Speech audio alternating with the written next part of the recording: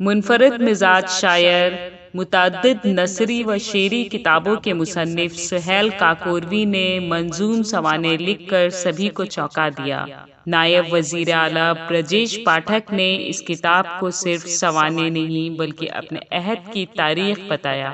सुहेल नामे पर तकरीब के सदर अहमद इब्राहिम अलवी, मेहमान खास प्रोफेसर शाफिक किदवई और दीगर असहाब कमाल ने खुलकर गुफ्तगू की, जबकि निजामत की बागडोर रिजवान अहमद फारूकी ने संभाली। पेश है learn online with Faizan Khan की आंखों देखी रिपोर्ट। प्रकाश जी को मैं दावत देता हूँ।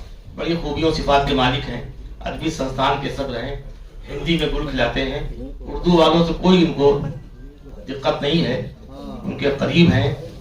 और आज हम हमारी आंखों का तारा सिर्फ इसलिए है कि ना इनको उर्दू से दिक्कत है और ना हिंदी से, बल्कि हिंदी से ही प्रेम करते हैं उसी तरह से कि जिस तरह किसी ने कहा था हिंदी भी हमारी है, उर्दू भी हमारी है, एक खालदा खानम है कि राजकुमारी है। इस हकीकत से जरा तरुण प्रकाश साहब पूरी तरह से वाकिफ हैं।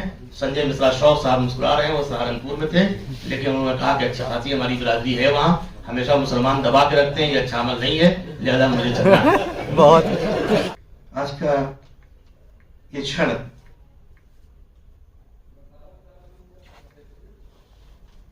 अरबी संस्थान के लिए और स्वयं मेरे लिए बहुत ही महत्वपूर्ण है। कभी कभी कुछ उलझने सी आती है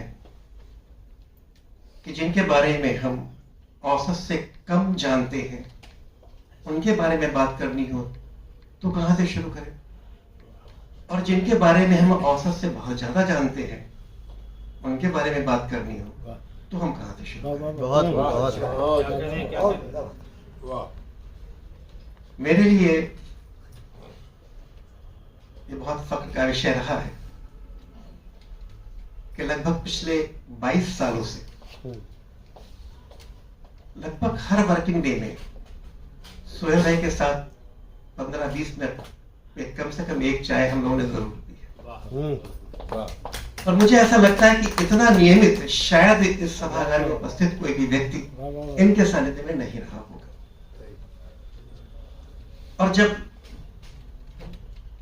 एक बड़ी हस्ती आपके सामने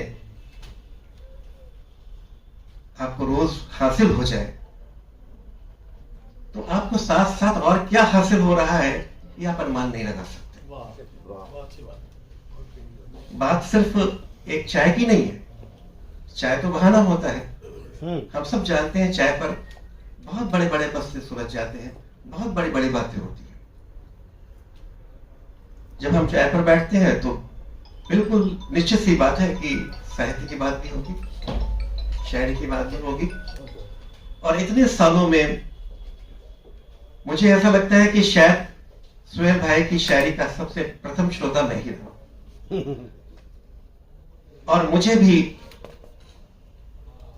अपनी कोई भी पोएट्री या कुछ भी हो तो पहले सुहेल भाई को सुनाने में जो आनंद आता है, और जब उनका मुझे अप्रूवल मिल जाता है तो मुझे लगता है कि शायद मैंने थोड़ा सा सही कह दिया। 1989 में अरबी मंच के नाम से एक संस्था बनाई गई थी, आप सब जानते हैं। काफी वरिष्ठ लोग बैठे हुए हैं यहाँ पर, बहुत से लोग उसके हिस्से भी रहे होंगे। ये सुहेल भाई की तरफ से अरबी दुनिया को एक उपहार था, और उसमें हिंदी और उर्दू दोनों ही साहित्य की सेवा की गई और परिचर्चा इस तरह की बहुत सी नशिस्त, बहुत से गोष्ठियां होती रही। उसके बाद 2010 में उसका पुनर्जीवित किया गया उसको, और अब वो अदबी संस्थान के नाम से है। और आज हम सब इसी अदबी संस्थान की इस सभा में उपस्थित हैं। सुहेल भाई को जितना मैं जानता हूं, आप सब साहित्य के हवाले से उनको मुझसे बेहतर जानते होंगे, लेकिन कुछ चीजें जो मेरे सामने हुई और जिनका मैं चश्मदीद गवाह रहा हूं, उनके ऐसे बहुत से कारनामे हैं। चूंकि मेरा ऑफिस, मेरी लॉ फर्म है, सर के ऑफिस घर के पास नहीं है, तो मेरे ऑफिस में ऐसी बहुत सी चीजें हुई जो बड़ी चमकदार बन गई। जैसे सुहेलनामा लिखा गया, जिसके लिए हम लोग आज हैं, यहां पर उपस्थित हैं। लेकिन शुरुआत हुई आमनामे से। आमनामा आप सब जानते हैं, एक ऐसी पुस्तक जिसमें एक ही फल पर 700 से ज्यादा शेर एक पुस्तक के शेप में। ये बहुत बड़ा कारनामा था और लिम्का बुक ऑफ रिकॉर्ड्स में ये शामिल हुई पुस्तक। उसके बाद नीला चांद। सोहेल भाई से कभी किसी ने कह दिया था कि उर्दू शायरी में कहावतों और मुहावरों का कम प्रयोग किया गया है बनस्पत हिंदी साहित्य के या इंग्लिश लिटरेचर। ये बात दिल पर लग गई और फिर नीला चांद सामने आया, जिसमें 600 से ज्यादा शेर हैं और हर शेर में 2 या उससे अधिक 3 और कहीं कहीं 4 मुहावरे और कहावतें। ये भी अपने आप में एक चमत्कार है, बहुत बड़ी बात। और इस पुस्तक को 1000 शेर है। मुझे आप या मैं कहीं गलत हो जाऊं तो मुझे आप बताते रहिएगा। और इस पुस्तक को एशियन बुक्स ऑफ रिकॉर्ड में स्थान मिला। उसके बाद गुलनामा, एक ही बहर में एक ही काफिये के साथ गुलों की बात करते हुए 700 से अधिक शेर। मुझे लगता है कि शायद इसका शुमार सबसे लंबी गजलों में से एक गजल के रूप में हम सबको करना चाहिए। फिर अर्जियाते गालिब, जो हिंदी में गालिब पुत्र कथा इंग्लिश में रेकनेट्स के नाम से आई। ये भी एक नया प्रयोग था और मैं समझता हूं कि उर्दू साहित्य में एक नई विधा का भी जन्म इससे हुआ। गालिब की 100 गजलों को उन्हीं की जमीन पर उसी बहर में उसी काफिया लतीफ के साथ आज अपने जज्बातों के साथ में प्रस्तुत करना एक बहुत बड़ी घटना, महत्वपूर्ण घटना है साहित्य में, और इसका बहुत इस्तेमाल किया गया साहित्य में। उसके बाद मजरू सुल्तानपुरी साहब, जॉन एलिया साहब और फैज अहमद फैज साहब, ऐसी बहुत सी किताबें हम सबने देखी, हम सबके सामने आई हैं। और फिर आज सुहेलनामा। सुहेलनामा आपकी आत्मकथा है और ये आत्मकथा मुझे ऐसा लगता है कि 3 चीजों के लिए बहुत महत्वपूर्ण है। पहली चीज जो आत्मकथा के साहित्य में देखा गया, एक व्यक्ति आत्मकथा लिखते हुए आवश्यकता से अधिक सजग हो जाता है,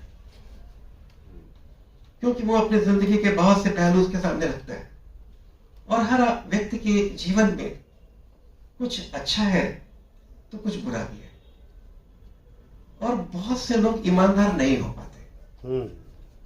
इस वजह से वो अपने अच्छे पहलू, अपना सरल व्यक्तित्व सामने आपके बांटना चाहते हैं, कुछ चीजों को छुपा ले जाते हैं, कहीं पर ईमानदारी कम हो जाती है।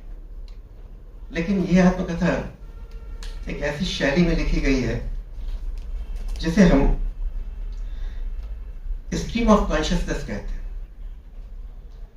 स्ट्रीम ऑफ कॉन्शियसनेस एक ऐसी शैली है जो किसी चीज की फेहरिस्त नहीं बनाती, कोई अनुसूची नहीं होती, कोई क्रम नहीं होता, बल्कि जब व्यक्ति अपने बारे में सोचता है तो जैसे जैसे ख्याल आते जाते हैं वैसे वैसे वो ख्याल आपके सामने रखता चला जाता है, और अपने बारे में सोचते हुए आदमी जितना अधिक ईमानदार हो सकता है वो शायद इसी शैली के माध्यम से आपके सामने रखता जा सकता है। तो ये एक महत्वपूर्ण बात है।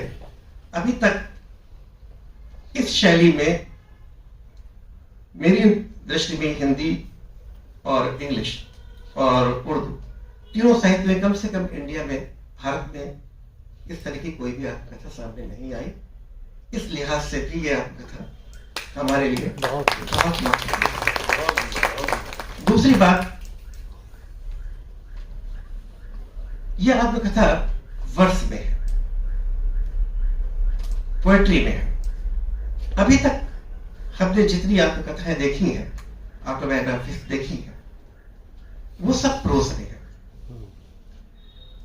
अपने आप को वर्ड्स में प्रोड्यूस करना, बहुत से सब्जेक्ट्स को तो हम कर सकते हैं, लेकिन जब सेल्फ प्रोडक्शन हो तो ये बात बहुत कठिन हो जाती है। बेशक।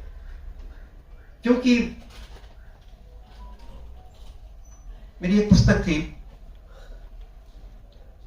दीप के उस पार, वो नई कविताओं की पुस्तक थी।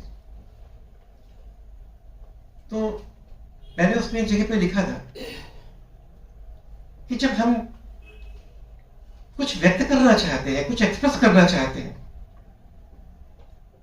तो कविता के माध्यम से अगर हम एक्सप्रेस करना चाहें, या गजल के माध्यम से, या उर्दू शायरी के माध्यम से करें, पोएट्री में करें, तो वास्तव में वो पूरा नहीं निकलता जो हमने जैसा सोचा था।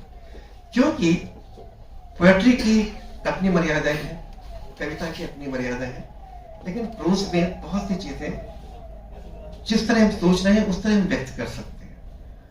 तो जो व्यक्त हो गया वो महत्वपूर्ण है, लेकिन जो व्यक्त होने से रह गया वो भी तो महत्वपूर्ण था, जो सामने नहीं आया। अगर इस दृष्टि से भी हम देखें तो इस आत्मकथा में आप जितनी सरलता के साथ, ऐसा लगता ही नहीं कि हम इसे पोएट्री पे पढ़ रहे हैं, ये बिल्कुल प्रोज जैसा लगता है। और ऐसा लगता है कि जैसे हम इनके हर घटनाक्रम में साथ साथ चश्मदीद गवाह के रूप में उपस्थित है। ये एक बहुत बड़ी बात है।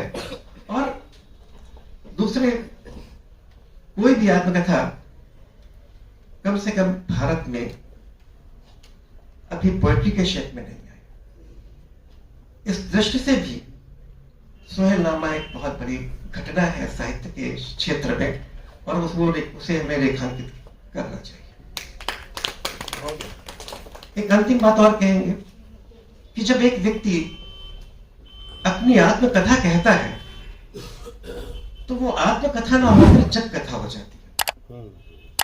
क्योंकि हम एक सामाजिक प्राणी हैं, हम समाज में रहते हैं, और जब हम समाज में रहते हैं तो दूसरे लोगों के सरोकार के बगैर हम कुछ है ही नहीं।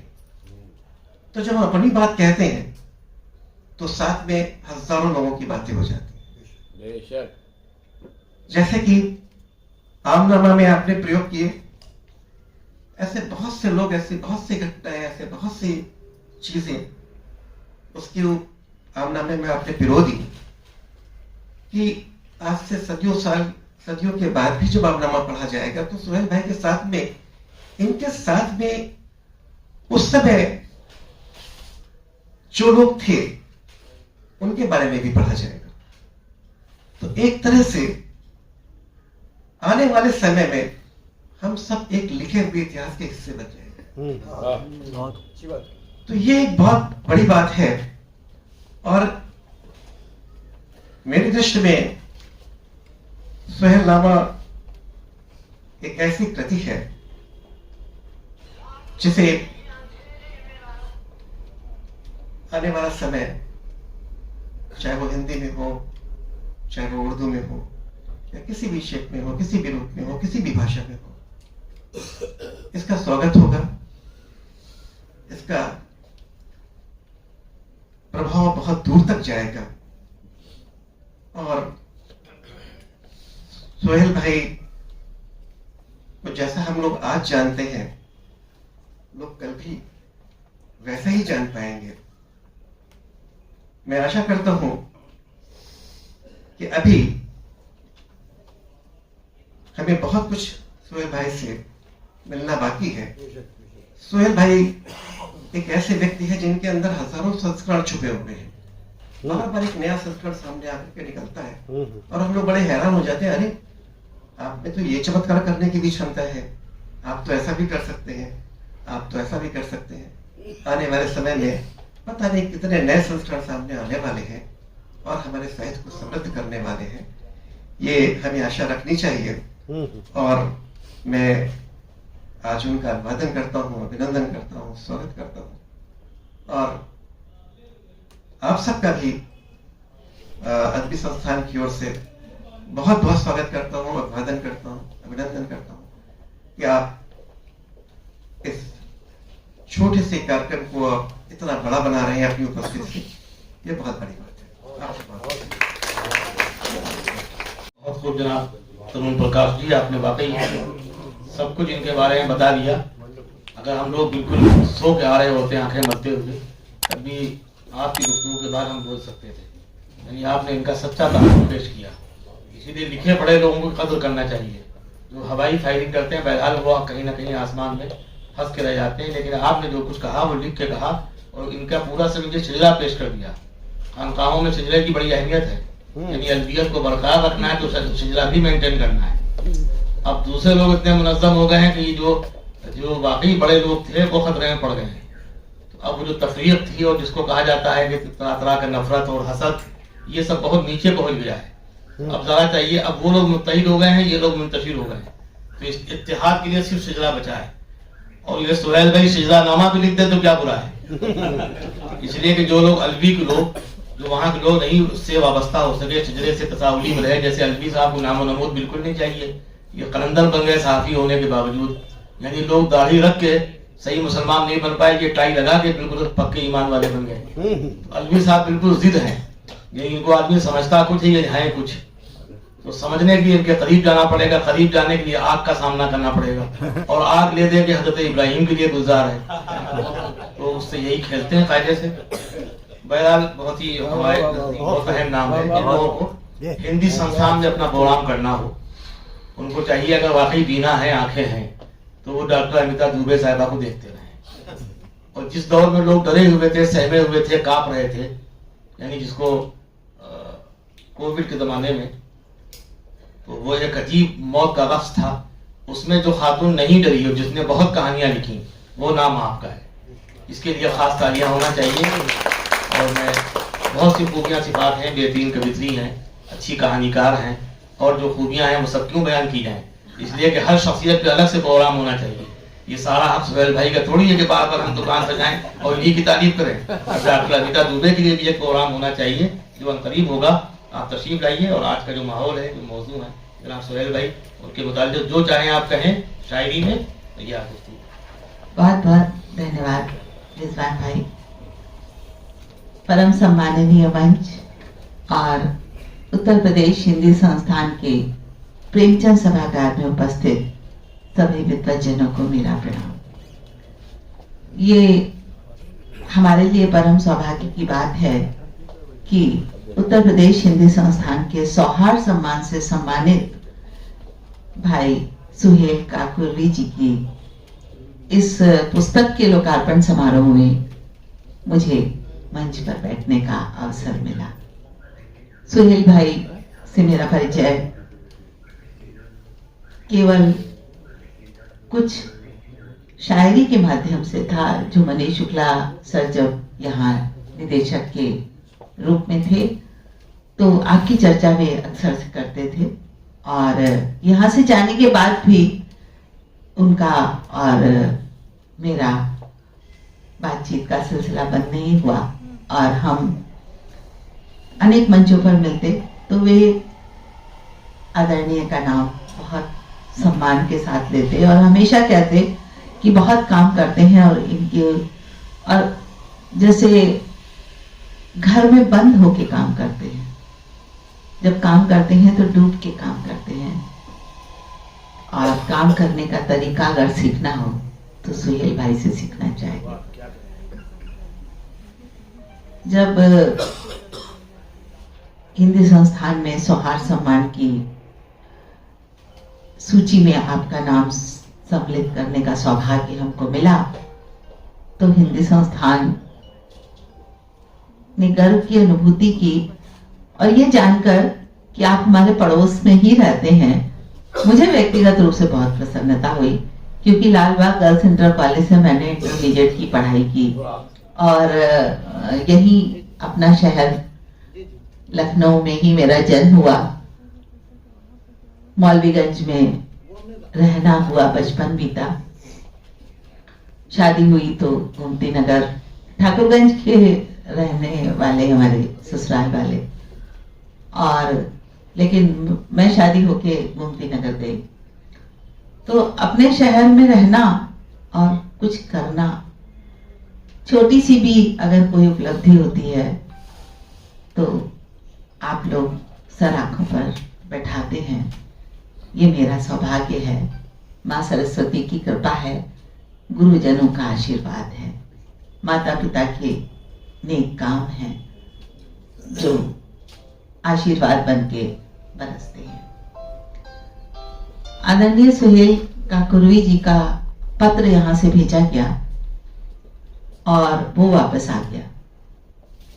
तो मैंने मनीष शुक्ला सर से कहा कि सर जो नंबर उसमें लिखा है परिचय में, उस नंबर से संपर्क नहीं हो पा रहा है और चिट्ठी भी वापस आ गई है, अब हम उन्हें सूचना दें तो कैसे। तब मनीष शुक्ला सर ने आपसे कहा और आप मेरा नंबर दिया और आपकी मेरी बातचीत हुई। तब पता चला कि आप तो यहीं पड़ोस में लालबाग में रहते हैं। मेरे निवेदन पर आप हिंदी संस्थान आए, अपना बायोडाटा परिचय वगैरह दिया। एक सम्मान समारोह के अवसर पर एक स्मारिका का प्रकाशन होता है और उस स्मारिका के प्रकाशन में परिचय लेखन के बाद जब वो सामग्री मेरे पास आती है तो उसने अंतिम रूप देने का मुझे मेरा दायित्व होता है। सबसे उस स्मारिका में जो सबसे सुंदर फोटो थी वो आदरणीय की थी। जितने लोग उनके साथ सम्मानित हुए, उस स्मारिका के प्रकाशन में जो सबसे सुंदर फोटो थी वो आदरणीय सुहेल काकोरवी जी की थी और शायद मुझे इसलिए लगी कि मुझे ये अपने बड़े भाई जैसे है। आत्मकथा लिखना और आत्मकथा में डूब जाना दो अलग अलग बातें हैं। आत्मकथाएं साहित्य की बहुत महत्वपूर्ण विधा है, वो चाहे किसी भी भाषा का साहित्य हो। एक बात और मैं कह के इस बात को आगे बढ़ाती हूँ कि अभी बात हो रही थी हिंदी और उर्दू की, तो जो देवनागरी लिपि में लिखी जाती है वो हिंदी है और जो फारसी लिपि में लिखी जाती है वो उर्दू है। हम तो बहुत सारे शब्दों को जानते भी नहीं कि ये हिंदी के हैं कि उर्दू के हैं, और हम उन शब्दों को अपने शब्द जानकर प्रयोग करते हैं, इस्तेमाल करते हैं। जहां इस्तेमाल करते हैं वो वहां इस्तेमाल ही करते हैं और जहां प्रयोग करते हैं वहां प्रयोग ही करते हैं। यही अंतर है उर्दू और हिंदी में। दोनों सगी बहनें हैं, एक घर में ब्याही गई हैं और एक दूसरे के साथ परवरिश को पा रही हैं। न हिंदी वालों को उर्दू वालों से कोई विरोध है, होना चाहिए भी नहीं, क्योंकि जब हम भारतीय संस्कृति और संस्कार की बात करते हैं तो एक हिस्से को छोड़कर हम कभी आगे नहीं बढ़ सकते। हम केवल ये कहें कि संस्कृत निष्ठ हिंदी ने हिंदी को बहुत ऊंचाइयां पहुंचाई है, तो हम भारतेंदु हरिश्चंद्र जी की इन पंक्तियों पर हमें जरूर ध्यान देना चाहिए कि हिंदी नई चाल में ढल रही है और हिंदी आज तक नई चाल में ढल रही है और आगे भी ढलती जाएगी, क्योंकि हिंदी कोई तालाब का पानी नहीं है। हिंदी बहती हुई नदी है जो गंगा से निकलकर, गंगा की तरह पहाड़ों से निकलकर और समुद्र में मिलती है और अपने साथ बहुत कुछ ले जाती है। तो मेरा दृढ़ विश्वास है कि ना हिंदी अलग है ना उर्दू अलग है, दोनों के विकास में एक दूसरे का योगदान हम छोड़ नहीं सकते। वर्तमान समय में जो साहित्य सृजन हो रहा है उसमें मुहावरों के प्रयोग की कमी देखी जा रही है, वो चाहे हिंदी में हो और चाहे उर्दू में हो, चाहे किसी भी भाषा में। अंग्रेजी में भी जो साहित्य लिखा जा रहा है उसमें भी इस प्रकार के प्रयोग अब कम हो रहे हैं, क्योंकि भाषा को सीधे और सच्चे शब्दों में कहने की एक रिवायत चल पड़ी है। लेकिन भाषा के श्रृंगार को अगर कोई बढ़ाता है तो वो मुहावरे ही है, क्योंकि हम अपने मन की बात जब हम मुहावरों के माध्यम से करते हैं तो हम अपनी परंपरा को जीते हैं। ये मुहावरे और कहावतें हमारी परंपरा को जीने का एक माध्यम देती हैं। तो मैं सुहेल काकोरवी जी की वो पुस्तक मैंने भी देखी है, मैं उन्हें बहुत साधुवाद देना चाहती हूँ कि उन्होंने भारतीय परंपरा और संस्कार को आगे बढ़ाने के लिए एक सुंदर काम किया। जब हम आत्मकथा की बात करते हैं, मैंने ये बात बीच में कही क्योंकि मुझे लगा कि कहीं ये बात मेरे व्याख्यान को और लंबा करते हुए मुझे छोटा करना है तो ये छूट जाएगी, और ये बड़ी महत्वपूर्ण बात है। ये मेरी ही दृढ़ आस्था नहीं है, मुझे लगता है कि भारत से प्यार करने वाले सभी भारतीयों की यही दृढ़ आस्था होनी चाहिए और है। जब हम आत्मकथा की बात करते हैं तो आत्मकथाएं हमारे लिए प्रेरणा स्रोत होती हैं। जब हम अपने पूर्ववर्ती रचनाकारों को देखते हैं तो उन्होंने अपनी जीवनी के बारे में, अपने जन्म के बारे में तक कुछ कहीं कोई उल्लेख नहीं किया। हम केवल अनुमानों से या कहीं सुनी कहावतों से उनको जानते हैं कि उनका जन्म कब हुआ, कैसे हुआ, क्या हुआ। लेकिन यह आत्मकथाएं केवल एक व्यक्ति का जीवन नहीं होती। एक रचनाकार के निर्माण में उसका परिवेश, उसका वातावरण, उसका समाज जो योगदान देता है उसका वर्णन इन आत्मकथाओं में देखने को मिलता है। और सुहेल भाई की इस आत्मकथा में हमें केवल उनका निजी संघर्ष नहीं दिखाई देता, उनके समकक्ष उपस्थित सभी अदीबों का, रचनाकारों का संघर्ष इसमें दिखाई देता है। उन्होंने इसमें हिंदी संस्थान के संबंध में भी बहुत महत्वपूर्ण बात कही, अपना अनुभव साझा किया, अपने रिश्तों का, अपने संबंधों का, अपने प्यार का, अपने समर्पण का, अपने सौहार्द का जो आपने इसमें वर्णन किया है वो निश्चित रूप से हम जैसे नौसिखिए रचनाकारों के लिए एक मार्गदर्शन का काम करेगा। इस शुभकामना के साथ मैं आदरणीय सुहेल काकोरवी जी को प्रणाम करती हूँ और मुझे इस कार्यक्रम में उपस्थित होकर और मंच पर स्थान देने के लिए मैं आभार व्यक्त करती हूँ। अदबी संस्थान को भी बहुत बहुत धन्यवाद।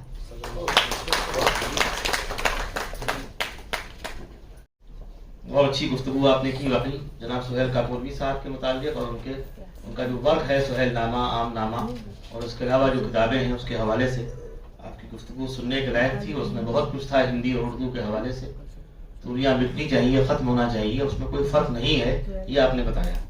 इसके लिए हम आपके आभारी। लर्न ऑनलाइन की जानिब से आपसे बस इतनी इल्तिजा है कि हमारे इस प्रोग्राम को लाइक, शेयर और सब्सक्राइब ज़रूर करें। साथ ही बेल आइकन दबाना ना भूलें, जिससे हमारी हर वीडियो आप तक अपलोड होने के साथ ही पहुंच सके।